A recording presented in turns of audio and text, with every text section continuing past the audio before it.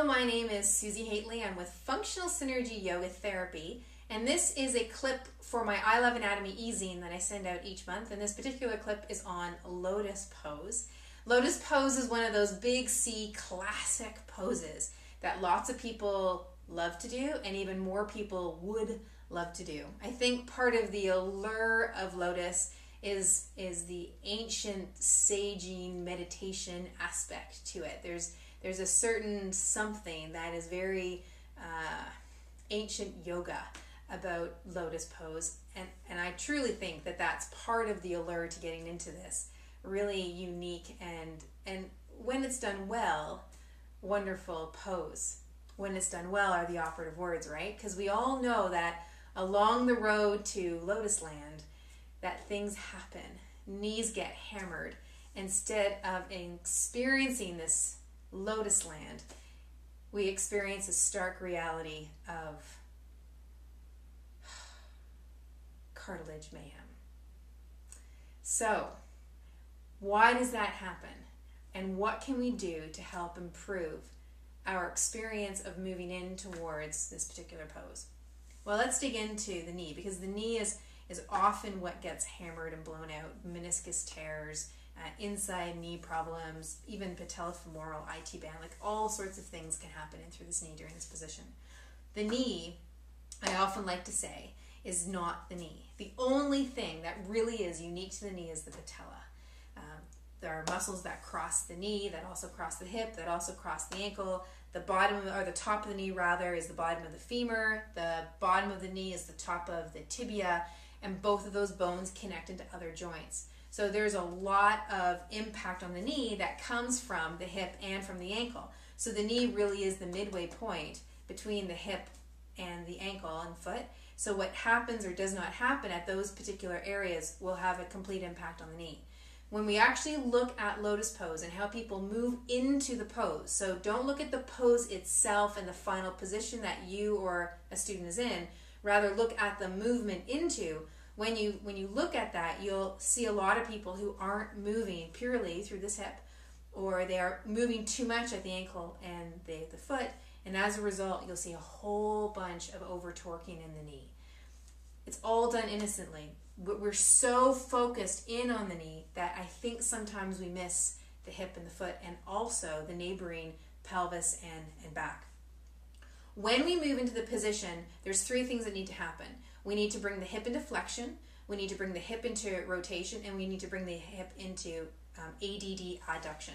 So the leg bone needs to lift up. This is hip flexion. Then we need to rotate the leg bone in that hip socket. Then we need to also move the knee into flexion.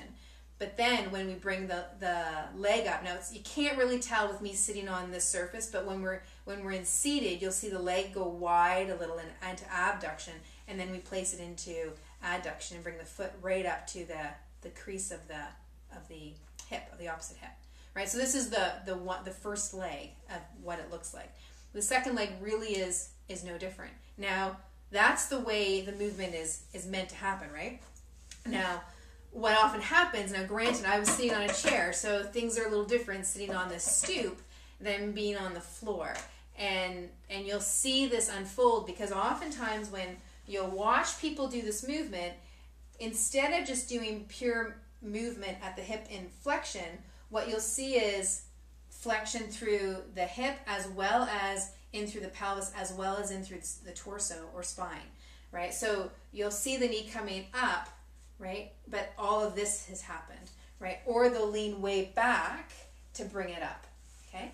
The other thing that you'll often see happen is if they're here and they've brought it back and now they're rotating the hip, they might not have as much pure rotation in the hip as they thought, and they'll move the foot up towards their torso.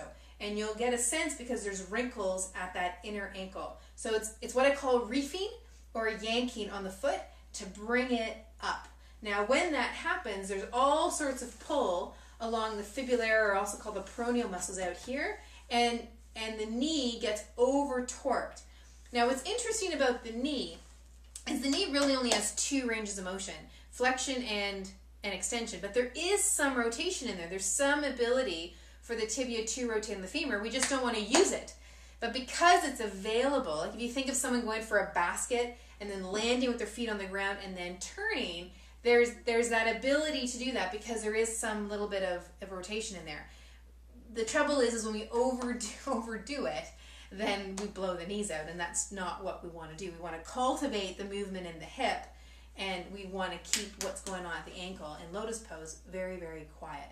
Okay? Something else that starts to happen when the movement's not quite happening at the hip the way we want it to is if the person's coming back, for example, they grab the foot, the legs out to the side as they're about to adduct it over. If they don't have that ability to adduct their pelvis, their leg bone in their pelvis, instead of moving the leg bone across, they'll actually shift the whole hip around.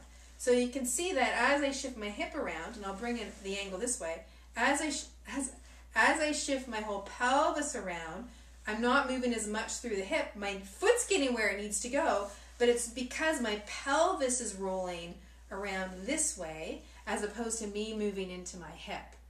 So what becomes really interesting is that we think that we're open in the hips, but what's actually occurred is a lot of compensation to get us into the pose. And so because we're in the pose and we have this validation that our hips are open, in fact, when you watch the movement into it, you'll see the ankle moving, you'll see pelvis moving, you'll see back moving, you'll actually see, relative to those things, very little actual movement in the hip. So it becomes,